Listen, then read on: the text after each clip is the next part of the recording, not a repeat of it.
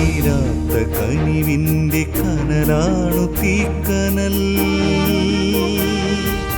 അണയുവാനൊരുങ്ങും ഈ ചാരത്തെ അഗ്നിയായി മാറ്റിടും തീക്കനൽ. തീക്കനൽ, തീക്കനൽ, തീക്കനൽ.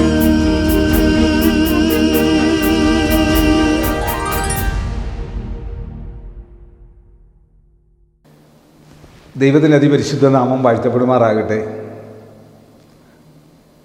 ഉൽപ്പത്തി പുസ്തകം 21-ാം അധ്യായത്തിൻ്റെ 6-ാം വാക്യത്തിൽ ദൈവം എനിക്ക് ചിരിയുണ്ടാക്കി, കേൾക്കുന്നവരെല്ലാം എന്നെ ചൊല്ലി ചിരിക്കും എന്ന് സാറാ പറഞ്ഞു. ആദ്യം ദൈവദാസൻ വന്ന് പറഞ്ഞു, നീ ഗർഭം ധരിച്ചൊരു മകനെ പ്രസവിക്കും. അന്നേരം ചിരിച്ചത് ദൈവത്തെയും ദൈവദാസനെയും ഒക്കെ കളിയാക്കി. എന്നാൽ ഗർഭം ധരിച്ചപ്പോൾ അത് ദൈവമാണ് ചിരിപ്പിച്ചെന്ന് മനസ്സിലായി.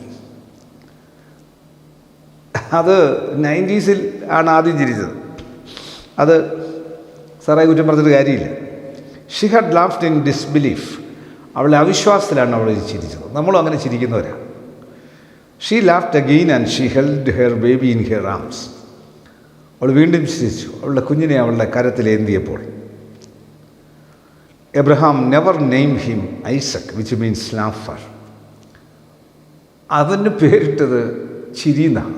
ഐസക്കിൻ്റെ അർത്ഥം ചിരിയാണ്, കാരണം ചിരിയിൽ നിന്നുണ്ടായതാണ്. അവളെ ചിരിപ്പിക്കാൻ, അബ്രഹാമിനെയും സാറയും ചിരിപ്പിക്കാനുണ്ടായതാണ്.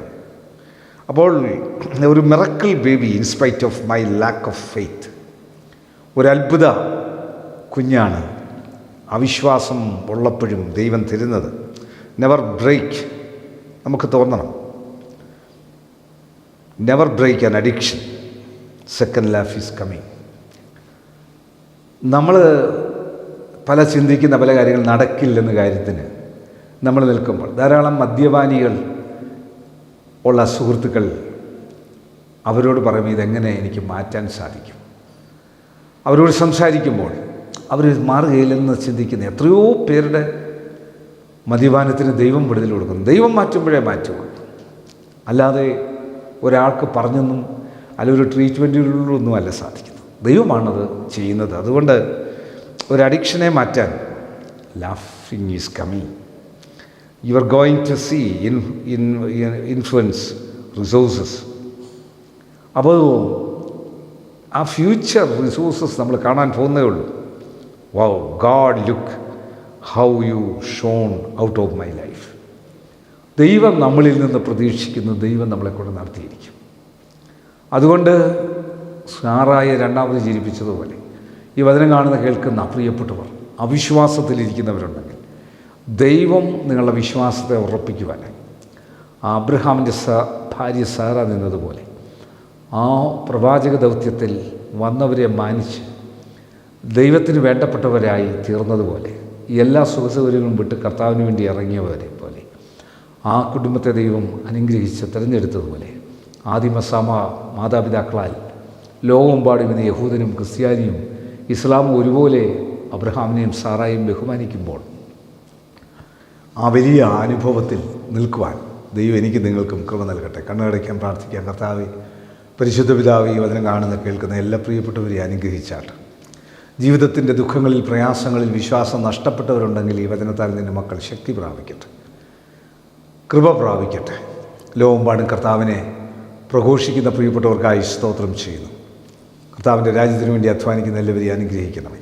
ഞങ്ങളുടെ മുഖ്യമന്ത്രി, ഗവർണർ, പ്രധാനമന്ത്രി, ലോകരാജ്യങ്ങളുടെ പ്രസിഡന്റുമാർ, പ്രധാനമന്ത്രിമാർ, വിവിധ സംസ്ഥാനങ്ങളുടെ മുഖ്യമന്ത്രിമാർ, MP-മാർ, MLA-മാർ, ബഹുമാനമുള്ള കോടതികളുടെ വക്കീലുമാർ, WHO, health department, revenue department, police department, അർദ്ധ ഗവൺമെൻറ് സ്ഥാപനങ്ങൾ, ആശുപത്രികൾ, ഡോക്ടേഴ്സ്, നഴ്സസ്, മറ്റ് സ്റ്റാഫുകൾ, മരുന്ന് കമ്പനിക്കാർ, മരുന്ന് കച്ചവടക്കാർ, മരുന്ന് വിതരണക്കാർ, ആംബുലൻസ് ഡ്രൈവേഴ്സ്, വഴിയോര കച്ചവടക്കാർ, ബെഡിഡനായിട്ടുള്ളവർ, ജയിലുകളിൽ കഴിയുന്നവർ, വിശ്രമജീവിതം നയിക്കുന്നവർ, എപ്പേർപ്പെട്ടവർക്കായി പ്രാർത്ഥിക്കുന്നു.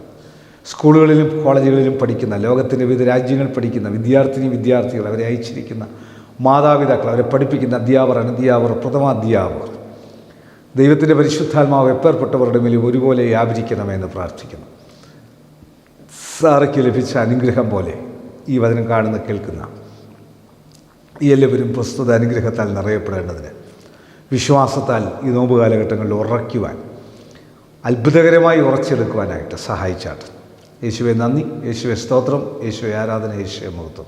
യേശു മൂലം പ്രാർത്ഥന കേൾക്കണം നല്ല പിതാവേ, ആമീൻ. God bless you.